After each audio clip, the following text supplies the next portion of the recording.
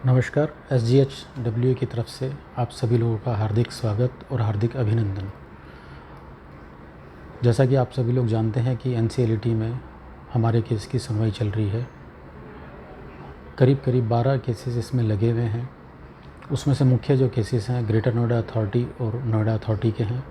बाकी जो अन्य केस कुछ वेलफेयर एसोसिएशन के और कुछ दूसरे कारपोरेट जो क्रेडिटर्स हैं, जैसे कि गुलशन सेठी, अनुराधा सेठी, ऋषि कपूर, कॉनकॉर्ड इंफ्रास्ट्रक्चर, इन सभी केसेस में पिछले 7-8 महीने से सुनवाई चल रही है और अगली सुनवाई जो है 16 जुलाई को होने जा रही है। समर वेकेशंस के चक्कर में अभी सुनवाई हमारी बंद थी, जो कि अब 16 जुलाई को होने जा रही है। आशा है कि आगे आने वाले 3 से 4 महीने में इन सभी केसेस पर सुनवाई पूरी हो जाएगी। काफ़ी सारे केसेस में तो सुनवाई पूरी हो चुकी है, बस उसके ऊपर अभी फाइनल वर्डिक्ट आना बाकी है। बाकी केसेस में भी सुनवाई जो है अंतिम दौर पर है और उम्मीद है कि 3 से 4 महीने में सभी केसेस पर कुछ ना कुछ आदेश कोर्ट का आ जाएगा। इसमें मुख्य तौर पर जो सबसे गंभीर जो विषय है वो ये है कि नोएडा अथॉरिटी और ग्रेटर नोएडा अथॉरिटी के मन के हिसाब से जब तक कोई फ़ैसला नहीं आ जाता तब तक कंस्ट्रक्शन शुरू होने में बहुत बड़ी बाधा है, क्योंकि आखिरकार इन दोनों अथॉरिटी ने ही हमारे इन दोनों प्रोजेक्ट्स के बारे में क्लियरेंस इशू करनी है। ड्राइंग्स जो उनके पास गई हुई हैं वो उनको अप्रूव करनी है और सारी क्लियरेंस देनी है, तो उसके बाद ही कंस्ट्रक्शन स्टार्ट होगा। मान लीजिए कि NCLT में जो भी वर्डिक्ट आता है, जो निर्णय पास होता है और उसमें से ये दोनों ही अथॉरिटी अगर सहमत नहीं होती तो आप ये मान के चलिए कि ये अपनी अगली अपील सुप्रीम कोर्ट में लगाएंगे और सुप्रीम कोर्ट में भी फिर आप मान के चलिए कि वहाँ भी कम से कम 3 से 6 महीने का समय लगेगा। तो इस तरह से आप मान के चलिए कि कम से कम 4 महीने NCLT में अभी लगेंगे और अगर केस सुप्रीम कोर्ट में जाता है तो कम से कम 6 महीने वहाँ लगेंगे, तो 10 महीने हो गए हैं। 10 महीने के बाद में जो भी आदेश आएगा उसके अनुसार नोएडा अथॉरिटी और ग्रेटर नोएडा अथॉरिटी को हर हालत में बिल्डर को काम करने की परमिशन देनी पड़ेगी। अब अगर परमिशन मिल भी जाती है 10 महीने के बाद, तो कम से कम 6 महीने बिल्डर को वहाँ पर लेबर लगाने में, रॉ मटेरियल इकट्ठा करने में, इतने बड़े प्रोजेक्ट के लिए जो भी मशीनरी की रिक्वायरमेंट है उन सबको इकट्ठा करने में कम से कम आप मान के चलिए कि 3 से 4 महीने और लगेंगे। तो आप ये मान के चलिए कि अगर सारी स्थिति इस तरह से चलती रही तो भी कम से कम साल से सवा साल कंस्ट्रक्शन शुरू होने में लगेगा। कंस्ट्रक्शन शुरू होने के 18 महीने के अंदर जो आगे के टावर है, 5 टावर, उनमें पोजीशन मिलना शुरू हो जाएगा और जो बाकी जो पीछे के टावर हैं उनके अंदर भी क्रमबद्ध तरीके से पोजीशन मिलेगा, पर उसमें पोजीशन मिलने में कम से कम 3 साल लग जाएंगे। साथियों, आप जानते हैं कि काफ़ी सारे केसेस, जैसे कि NCLT में जब हमारा प्रोविजनल प्लान अप्रूवल के टाइम पर भी, NCLT में जैसे भी केस चल रहा है, इसमें भी बहुत सारे ऐसे पार्टियां हैं जो कि अनायास बिना आधार के अनर्थक केसेस लगा रही हैं, जिसके कारण कि कोर्ट का भी समय जाया होता है और जो आदेश 6 महीने के अंदर आ जानी चाहिए या वो आदेश भी इसके कारण कि लंबित हो जाते हैं, क्योंकि कोर्ट में जो भी केस जाएगा तो कोर्ट ने तो उसकी सुनवाई करनी है, सारे पक्षों की दलीलें सुननी और उसके बाद ही उसने फैसला सुनाना है। NCLT में भी ज़्यादा समय लगने का एक ये बहुत बड़ा कारण था और अभी NCLT में भी जो अतिरिक्त समय जायज़ हो रहा है उसका भी बहुत बड़ा कारण है कि बहुत सारे लोगों ने ऐसे केसेस लगा रखे हैं। जैसा कि आप जानते हैं कि NCLT में 12 सितंबर 2022 को हमारा रीजनल प्लान अप्रूव हुआ था और आज आप देखिए कि 18 जून 2024 आ गया है, तो करीब 1.25 साल या 1.5 साल आप मान के चलिए कि हो गया, परंतु अभी तक कंस्ट्रक्शन स्टार्ट नहीं हुआ। उसका मुख्य कारण है कि काफ़ी सारे लोग या डिफरेंट जो पार्टीज़ हैं वो उसमें केसेस लगा रही हैं। देखिए, जो बाहर की जो पार्टीज़ हैं उनको तो हम लोग मना नहीं कर सकते, उनके केसेस तो आएंगे और चलते रहेंगे, परंतु जो हमारी वेलफेयर एसोसिएशंस हैं उनको केसेस नहीं लगाने चाहिए। मैं आपको बताना चाहूँगा कि SGHW ने अर्थात मेरी एसोसिएशन ने आज तक कोई केस नहीं लगाया है। एक केस हम लोगों ने लगाया था जिसमें कि जब अरहम का बैक टावर्स का केस चल रहा था और उसके अंदर हमारी पूरी तरह से कोर्ट में सुनवाई नहीं हो पाई और फिर उसके बाद में हमने लोगों ने कोई केस नहीं लगाया। परंतु ये दूसरी जो वेलफेयर एसोसिएशन है वो लगातार NCLT में भी जब हमारा मामला था तब भी केसेस लगाए और अब NCLT में मामला यहाँ पर भी केसेस लगा रहे हैं और उसका पैसा ये सभी होम बायर से इकट्ठा कर रहे हैं और वो पैसा भी बर्बाद हो रहा है, कोर्ट का समय भी बर्बाद हो रहा है और इनका जो केसेस हैं वो सारे आधारहीन हैं।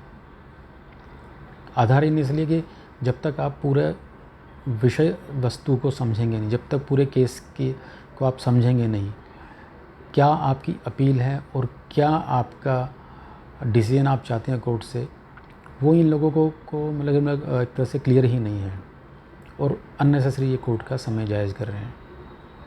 वकील भी इन्होंने ऐसा हायर कर रखा है, शालिनी का भी वकील अजीत सिंह है, रफ़ी जी की एसोसिएशन का भी वकील अजीत सिंह है, RC गुप्ता जी की एसोसिएशन का भी वकील अजीत सिंह है और आनंदिया बिल्डर्स का भी वकील अजीत सिंह ही है।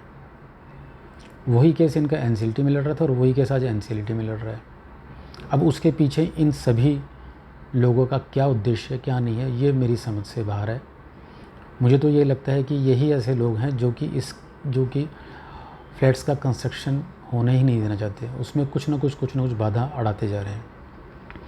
उसके साथ साथ बहुत सारे ऐसे सीनियर सिटीजन्स हैं इनकी टीम में जो कि अपने आप को प्रकांड पंडित, प्रकांड समझदार समझते हैं, बाकी और लोगों को बेवकूफ़ समझते हैं। उनके वृद्धावस्था को देखते हुए, उनके सफ़ेद बालों को देखते हुए बहुत सारे लोग सोचते हैं कि इनके पास बहुत ज़्यादा जानकारी, ये बहुत अच्छा काम कर रहे हैं। साथियों, मैं ये कहना चाहूँगा कि उम्र का और तजुर्बे का आपस में कोई संबंध नहीं है, या एक समझदारी का भी कोई उम्र के साथ संबंध नहीं है। एक 20-25 साल का युवा भी बहुत ज़्यादा समझदार हो सकता है, तो एक 60-70-80 साल का युवा भी जो वृद्ध है वो भी बेवकूफ़ हो सकता है। टैलेंट हर किसी में होता है, परंतु ये जो ऐसे जो लोग हैं जो कि अपनी उम्र का तकाजा देख के सीनियर सिटीजन होने के नाते दूसरे लोगों को बहलाते हैं, फुसलाते हैं, उनको खुद को जानकारी नहीं होती तो वो उल्टे सीधे केसेस लगाते हैं, उल्टी सीधे ही व्हाट्सएप पर तमाम तरह की बेहुदा और बिना मतलब की बातें करते हैं। साथियों, अब समय आ गया है ऐसे लोगों को जवाब देने का, ऐसी एसोसिएशन को जवाब देने का। आप जानते हैं कि SGHW मेरी एसोसिएशन है, उसके अलावा एक RC गुप्ता जी की एसोसिएशन है और एक रफ़ी जी की एसोसिएशन है। इसके अलावा एक चौथी एसोसिएशन डॉक्टर विवेक की है। डॉक्टर विवेक के शुभकामना सिटी और शुभकामना टेक होम दोनों प्रोजेक्ट में फ्लैट्स हैं, इसलिए उन्होंने दोनों प्रोजेक्ट को कंबाइन करके अपनी एक एसोसिएशन बनाई हुई है। तो आप कह सकते हैं कि 4 एसोसिएशन हैं। 4 में से डॉक्टर विवेक की एसोसिएशन को तो इतना जो है मुझे उनके बारे में जानकारी नहीं है, तो मैं मुख्य तौर से RC गुप्ता जी और रफ़ी जी के एसोसिएशन के बारे में कहना चाहूँगा। करीब 750 के आसपास COC लिस्ट में होम बायर्स हैं शुभकामना सिटी के, जिनके क्लेम या प्लान में उनका नाम है वो अप्रूव हुए हैं। उसमें से करीब 400 के आसपास मेरी एसोसिएशन से जुड़े हुए हैं और 150 के आसपास रफ़ी जी और RC गुप्ता जी के साथ जुड़े हुए हैं। तो आप मान के लिए 400 जमा 150, 550 लोग जुड़े हुए हैं। पर इन दोनों एसोसिएशन के जो 150 लोग हैं उसमें से करीब 40 लोग ऐसे हैं जो कि मेरी एसोसिएशन के भी मेंबर बने हुए हैं, अर्थात उनका ड्यूअल मेंबरशिप है। अभी जहाँ तक भी हम लोग जाते हैं या इससे पहले, जैसे कि हमारा मामला EOW दिल्ली पुलिस में चल रहा था, उससे पहले अभी कड़कड़डूमा कोर्ट में भी केस चल रहा है, पीयूष तिवारी और दिवाकर शर्मा जो कि जेल में बंद है उस पर भी केस चल रहा है। या इससे पहले जैसे हम लोगों ने केस कंज्यूमर फोरम में एक लगाया था, एक सुप्रीम कोर्ट में भी हम लोगों ने 2018 में केस लगाया था। हम जहाँ कहीं भी गए तो सबसे पहले उन्होंने ये पूछा भी कि आपकी एसोसिएशन के साथ कितने लोग हैं, कितने फ्लैट बिक चुके हैं, कितने इसके सदस्य हैं और क्या आपके अलावा क्या और भी एसोसिएशन कोई है।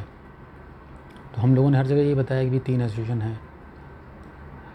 अभी जो फाइनल आउटकम चल रहा है, आप ये मत मानिए कि मतलब कि अभी भी हमारा केस बिल्कुल सीधा चलेगा और वो प्रूव हो जाएगा। हो सकता है कि हमें, अगर ग्रेटर नोएडा अथॉरिटी NCLAT की निर्णय को नहीं मानती और सुप्रीम कोर्ट में जाती है तो हमें भी एक केस वहाँ लगाना पड़ेगा।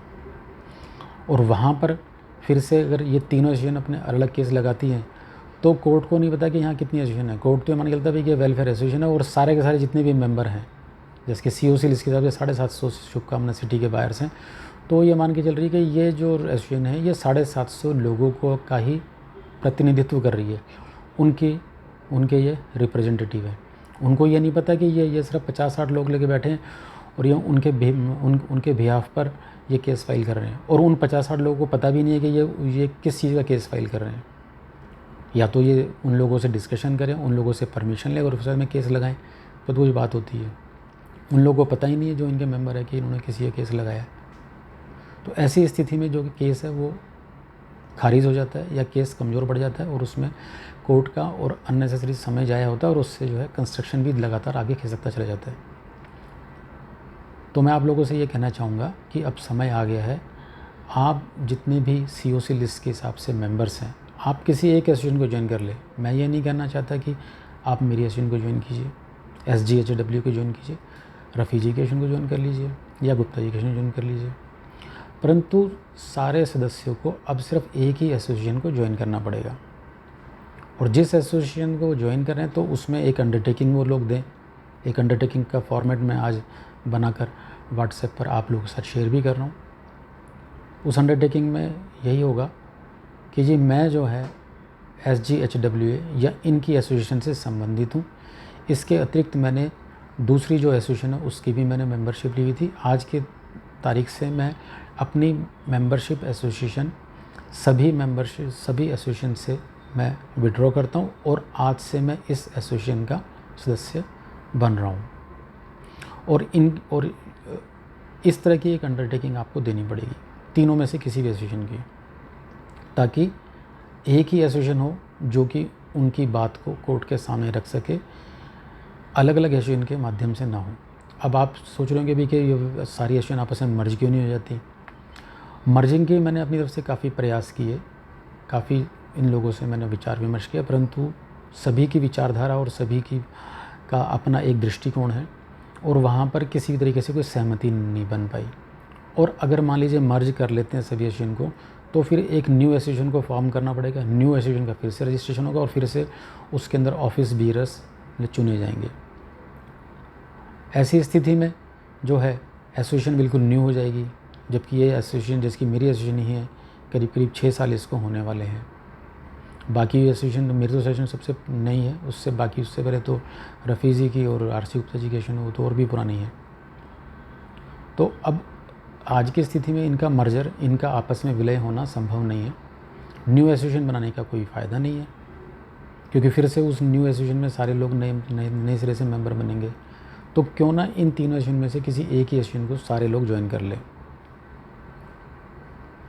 ये आपने डिसाइड करना है कि आपने कौन सी एसोसिएशन ज्वाइन करनी है।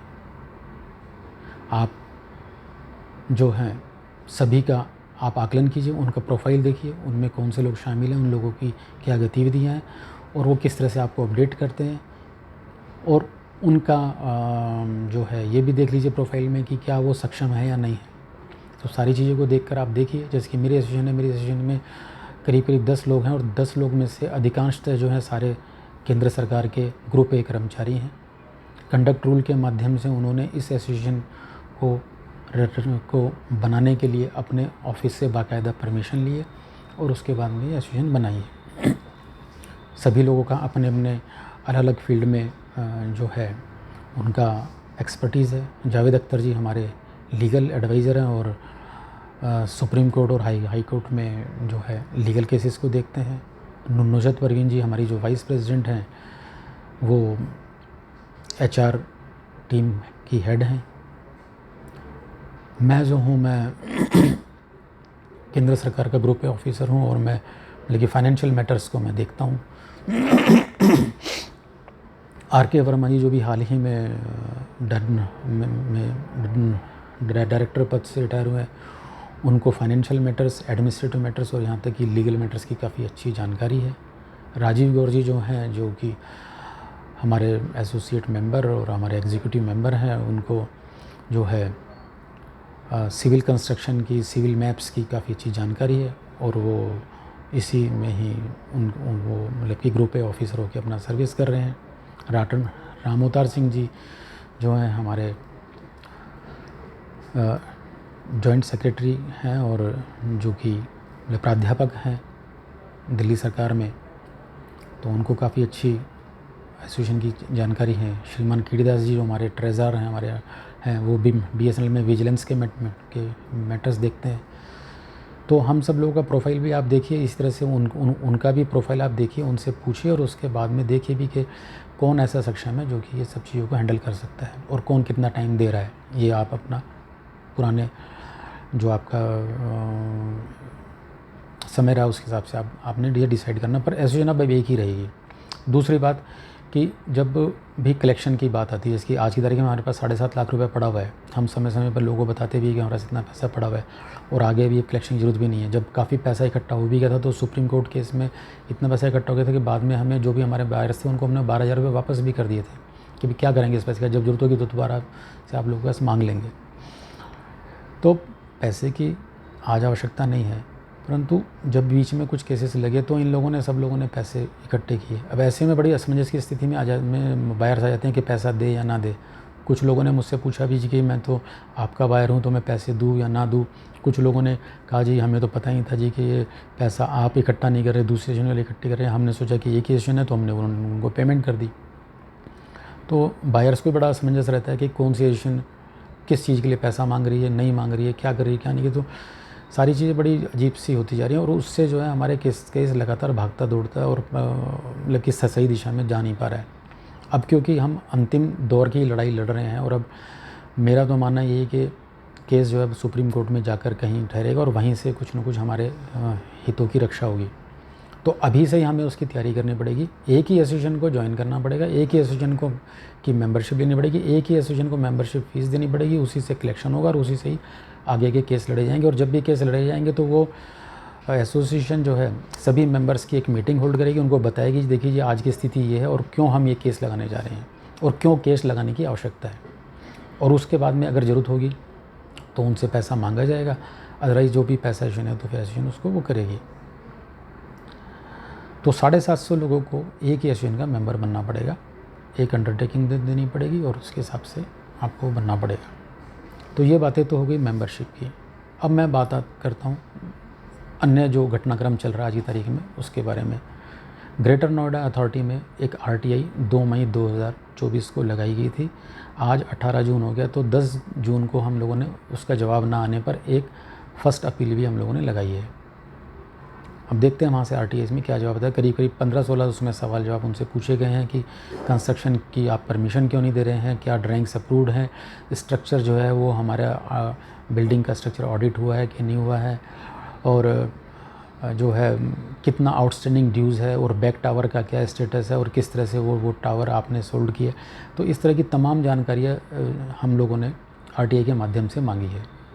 तो करीब 1.5 महीना हो गया, अभी तक तो कोई जवाब आया नहीं है, तो हम उसकी प्रतीक्षा कर रहे हैं। इसके साथ ही हमारा जो न्यू बिल्डर हैं कृष, उनको भी मैंने एक ईमेल भेजा है 1 मई को और उसका रिमाइंडर फिर 10 जून को इशू किया है। तो 1.5 साल तो करीब 1.5 महीना कृष बिल्डर को भी ईमेल भेजे हो गया, अभी तक उनका कोई जवाब नहीं आया। उसमें मैंने उनसे प्रार्थना की है कि भाई आप जो है एक सभी होम बायर्स के साथ साथ एक मीटिंग आप कीजिए और जो भी उनकी क्वेरीज़ हैं उनको आप आंसर कीजिए। काफ़ी सारा समय हो गया है, आपके अनुसार सभी होम बायर्स ने अपना डॉक्यूमेंट वेरिफिकेशन भी करा लिया है। तो आप ये बताइए कि आज की तारीख में कितने लोगों का डॉक्यूमेंट वेरिफिकेशन हो चुका है, कितने के आपने जो है जो SCOC लिस्ट के हिसाब से आपने मैचिंग कर ली है, कितने होम बायर्स अभी बाकी रह गए हैं। ड्राइंग जो आपने अप्रूवल के लिए भेजी है वो होम बायर्स के साथ साझा कीजिए। स्ट्रक्चर ऑडिट आपने कराया है बिल्डिंग का, तो उसकी जो अप्रूवल है उसके से संबंधित जो कागजात है वो हम लोगों के साथ शेयर कीजिए। और कंस्ट्रक्शन आप कब तक स्टार्ट कर देंगे, और इस तरह की तमाम जानकारियाँ जो कि बिल्डर संबंधी थी उनसे भी मांगी गई हैं और आगे इनसे मांगी गई हैं। और हम तो ये चाहते हैं जितना जल्दी कंस्ट्रक्शन स्टार्ट हो जाए, परंतु कुछ समस्या और कुछ अभाव के कारण कंस्ट्रक्शन स्टार्ट नहीं हो पा रहा है। तो इन सब चीज़ों को देखते हुए कहीं ना कहीं जो है जो नया बिल्डर है वो भी जो है थोड़ा सा अपना मनोबल उसका कम होता जा रहा है, समय धीरे धीरे खिसकता जा रहा है। स्ट्रक्चर में पहले से ही सीवर का पानी भरा हुआ है, हर साल बारिश आती है वो पानी भर जाता है, अब मानसून आने वाला है फिर से पानी भर जाएगा। तो जहाँ देखें हर तरफ जो है नुकसान ही होता जा रहा है। साथ में जो इनका प्रॉपर सहयोग मिलना चाहिए था वो, क्योंकि सभी के लोगों का मनोबल कम हो गया तो हम लोगों को उनसे सहयोग भी नहीं मिल पा रहा है। आरपी श्री आनंद सोनभद्रा जी से भी मैं लगातार बात करने की कोशिश कर रहा हूँ, परंतु उनका भी रिस्पांस अब धीरे धीरे काफ़ी कम होता जा रहा है। हो सकता है कि आगे जो है समस्याएं और भी आए, तो उसके लिए आज ही हमें अब तैयारी करनी पड़ेगी, और तैयारी करने के लिए हमें जो है एक ही एसोसिएशन के अंडर आगे बढ़ना पड़ेगा। एक ही एसोसिएशन आगे जाएगी जो कि कहेगी कि 750 मेंबर्स हैं और इन सब के लिए हम ये लोग कर रहे हैं। और मान लीजिए ऐसी स्थिति में कोई दूसरी एसोसिएशन अगर वहाँ केस लगाती है तो जो बड़ी एसोसिएशन है वो जाके बोलेगी कि इनके साथ कोई भी मेंबर नहीं है, ये जो आज की तारीख में इनकी जो एसोसिएशन है वो डिफंक्ट हो चुकी है, इनके जितने मेंबर्स हैं उन्होंने इस एसोसिएशन को ज्वाइन कर लिया है। तो इस तरह का एक काउंटर एफिडेविट भी कोर्ट में देना पड़ेगा, ताकि दूसरी एसोसिएशन का क्या उद्देश्य है, क्या उनका हिडन एजेंडा है, वो उस हिडन एजेंडा में पास ना हो। आज की तारीख में शालिनी भी एक्टिव है, अनंदिया बिल्डर एक्टिव है, ये दूसरे एसोसिएशन वाले पता नहीं कौन से केसेस लगा रहे हैं, ये भी सब एक्टिव हैं। उधर से पीयूष तिवारी भी कुछ मामलों में एक्टिव है। कभी कभी तो लगता है कि ये सारे लोग मिले हुए हैं। अब कोई पुख्ता प्रमाण या चीज़ें तो है नहीं, जैसा घटनाक्रम चलता है, जैसी चीज़ें सामने आती हैं उसके अनुसार लगता है कि हाँ कहीं ना कहीं तो कुछ दाल में काला है। पर इन सब चीज़ों को, इन सब संशयों को ख़त्म करने के लिए, इन डाउट्स को ख़त्म करने के लिए आपको अब एक ही एसोसिएशन ज्वाइन करनी पड़ेगी। हम लोगों ने अपना पूरा एक डाटाबेस बना रखा है, उसमें लिखा है कि कितने हमारे सदस्य हैं, कितने सदस्यों ने मेंबरशिप फीस 3000 रुपये दी है, कितने सदस्य थे जिन्होंने कि NCDRC में हम लोगों ने केस लगाया तब पैसे दिए, सुप्रीम कोर्ट में जब हम लोगों ने केस लगाया तब पैसे दिए, उन सब का सारा रिकॉर्डर, कितने लोगों को हम लोगों ने रिफंड किया, वो भी सारा डाटाबेस हम लोगों ने तैयार किया हुआ है। हम लोग तो यही चाहते हैं कि सभी जो सदस्य हैं वो हम मेरी एसोसिएशन को ज्वाइन करें, और सभी लोग जो नए सदस्य आ रहे हैं 3000 रुपये की मेंबरशिप फीस लेकर वो ज्वाइन करें, ताकि जितने भी सदस्य हैं सब एक स्टेज पर आ जाएं, सभी लोगों के 3-3 हज़ार रुपये हमारे पास जमा हो जाए, ताकि भविष्य में अगर पैसा सरप्लस रहा तो जिन लोगों ने ज़्यादा पैसा दिया और जिन लोगों ने कम पैसा दिया उन सब लोगों को एक ही जगह पर हम लोग इकट्ठा करके एक ही लेवल पर लाके बाकी पैसा भी हम लोग उनको रिफ़ंड करने की इच्छा रखते हैं। और ये सारा रिकॉर्ड इस तरह से तैयार किया है कि जो भी वेलफेयर एसोसिएशन जब फ्लैट का पोजीशन मिलेगा और जो भी आप उनको लोगों को चुनेंगे तो उनको ये सारी चीज़ें हम लोग उनको हैंड ओवर कर देंगे। तो आश्वस्त रहिए कि आगे आने वाली 16 जुलाई को जो हीयरिंग होगी उसमें कुछ ना कुछ अच्छा निर्णय आएगा, या आगे आने वाले समय पर उसमें निर्णय आएगा, क्योंकि ज़्यादातर सबके ऊपर हीयरिंग्स हमारी कंप्लीट हो चुकी हैं। सुप्रीम कोर्ट में भी जाने से पहले हमें आधारभूत तैयारी करनी पड़ेगी। थोड़ा मौसम ठीक हो जाए तो मैं उम्मीद करता हूँ कि एक एनुअल जनरल बॉडी मीटिंग मैं रखूँगा, जिसमें कि आप सभी होम बायर्स का उसमें स्वागत होगा, और सब आपकी जो भी क्वेरीज़ हैं उनको फ़ेस टू फेस मैं उनको आंसर करने की कोशिश करूँगा। इसके अलावा आपकी कोई भी क्वेरी, कोई भी चीज़ अगर आप पूछना चाहते हैं तो व्हाट्सएप के माध्यम से मुझे आप भेज दीजिए, और इस वीडियो को आप जब भी आपके समय है आप उसे देखिए। इससे पहले भी 4 या 5 वीडियो मैंने बना के भेजी है, उसमें जितने भी चीज़ें चल रही हैं हमारी NCLT की, मैंने सब चीज़ों के ऊपर जितने भी क्वेरीज़ मेरे पास आई हैं आप लोगों की, सबको मैंने आंसर किया है। जब भी आपके समय है आप अगर इन वीडियो को देख लेंगे तो आपके जितने भी डाउट्स हैं वो सारे डाउट्स आपके अपने आप ही आंसर हो जाएंगे। अभी भी काफ़ी सारे होम बायर्स का मुझे फ़ोन आता है जी कि हम लोग तो व्हाट्सएप देख नहीं पाते हैं, वीडियो को पढ़ नहीं पाते हैं, तो जी आप ही बता दीजिए। वैसे मैं हर सदस्य का फ़ोन भी अटेंड करता हूँ, अगर अटेंड कर नहीं पाता तो जब मेरे पास समय होता तो मैं खुद उनको कॉल बैक करके उनकी बातों को सुनता हूँ। परंतु कभी कभी मुझे बड़ा अचंभा होता है कि बहुत सारे ऐसे होम बायर्स हैं जो कि ना तो व्हाट्सएप को देखते, ना ही इन वीडियोज़ को देखते। मेरी टीम कितनी मेहनत करती है, उन सब चीज़ों कोई फ़र्क नहीं पड़ता। पर ठीक है कि आजकल का समय ऐसा है कि सभी लोगों का किसी न किसी चीज़ का प्रेशर है, खाने कमाने का प्रेशर है, परिवार का प्रेशर है, कोई बीमार है, कोई बड़ी सारी समस्याएं हैं। तो मैं भी उस चीज़ को ये लेके चलता हूँ, चलिए कोई बात नहीं, किसी न किसी तरह से बायस जो हैं कनेक्टेड हैं, जैसे व्हाट्सएप से कनेक्टेड हैं या डायरेक्टली फ़ोन कॉल करके मुझसे पूछ लेते हैं, तो उसमें कोई वो नहीं है।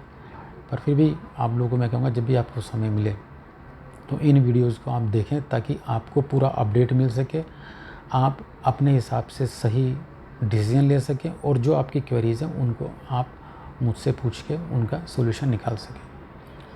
तो मैं एक अंडरटेकिंग बना रहा हूँ और आप सब लोगों को मैं शेयर कर रहा हूँ। तो जो भी मेंबर्स हैं दूसरी एसोसिएशन के और जो आज तक मेंबर्स नहीं हैं, वो सब वो अंडरटेकिंग भर के मुझे ईमेल करें। ईमेल भी मैं आपके साथ उसमें साझा कर रहा हूँ, और एक ही एसोसिएशन को चुनिए। और एक चीज़ ये भी है, क्योंकि अब मामला इतना संगीन हो चुका है, तो उसमें हमेशा आपसे ये पूछा जाएगा भी कि आपके कितने मेंबर हैं, टोटल कितने मेंबर हैं और आपके साथ कितने मेंबर हैं। तो उन मेंबर्स की लिस्ट लगेगी। जैसे कि EOW में हम लोगों ने केस लगाया था, तो जो हमारे एसोसिएट मेंबर्स थे उन सब की लिस्ट और बाकायदा उनकी एक साइनिंग लिस्ट भी लगी थी। ऐसे ही जब हम लोगों ने सुप्रीम कोर्ट में केस किया था, तो जितने भी मेंबर्स उस समय थे, अराउंड उस टाइम 150 के आसपास मेंबर थे, तो उन 150 लोगों की लिस्ट लगी थी और उन सबके साइन लगे थे। तो अब आगे जो भी केस होगा सुप्रीम कोर्ट में, तो उसके साथ भी सभी होम बायर्स की लिस्ट, उनका मेंबरशिप नंबर, उन मेंबर्स के साइन, उनका ईमेल आईडी और उनका फ़ोन नंबर की एक पूरी लिस्ट होगी जो कि लगेगी। और जो भी निर्णय आएगा वो निर्णय उस लिस्ट में शामिल सदस्यों पर ही लागू होगा। कोई ऐसा ना समझे कि हम लोग बाद में आ गए जी और हम लोग को तो उसके विषय में फ़ायदा मिल जाएगा। अभी तक काफ़ी सारे होम बायर्स ऐसा ही कर रहे हैं, वो किसी एसोसिएशन के मेंबर्स नहीं है, सारी सुविधाएं उनको चाहिए और जो है वो मेंबर बनने से हिचकिचाते हैं।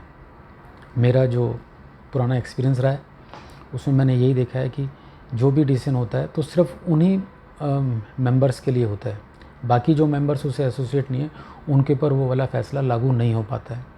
तो ये आप लोगों के हित में है कि आप सब लोग एक ही वेलफेयर एसोसिएशन की मेंबरशिप लीजिए और उस अंडरटेकिंग को फिलअप कीजिए, अपना नाम अपना उसमें सुनिश्चित कीजिए। जब भी कोई केस लगेगा तो उस लिस्ट में आपका नाम, आपका मेंबरशिप नंबर, आपका ईमेल आईडी और आपका फ़ोन और आपके सिग्नेचर उसमें होने चाहिए। इन्हीं सब शब्दों के साथ मैं ये वीडियो समाप्त करता हूँ और आपसे अनुरोध करता हूँ कि जो भी आपके जिन भी होम बायर्स को आप जानते हैं शुभकामना सिटी के, उनके साथ ये वीडियो साझा कीजिए या उनसे इस विषय पर वार्ता कीजिए और जितना जल्दी हो सके आप मेंबर्स बनिए। आप सब लोगों से अनुरोध है कि आगे आने वाले 1 महीने में मुझे उम्मीद है कि जितने भी होम बायर्स हैं किसी न किसी एक एसोसिएशन को ज्वाइन कर लेंगे। मैं तो चाहता हूँ कि आप सब लोग मेरी एसोसिएशन को ज्वाइन करें, और जिससे कि हम लोग एक सही रास्ते में, सही मार्गदर्शन में और सही लोगों का चयन करते हुए हम लोग आगे बढ़ें। मेरी इन सब बातों को सुनने के लिए आप सब लोगों का बहुत बहुत धन्यवाद। नमस्कार।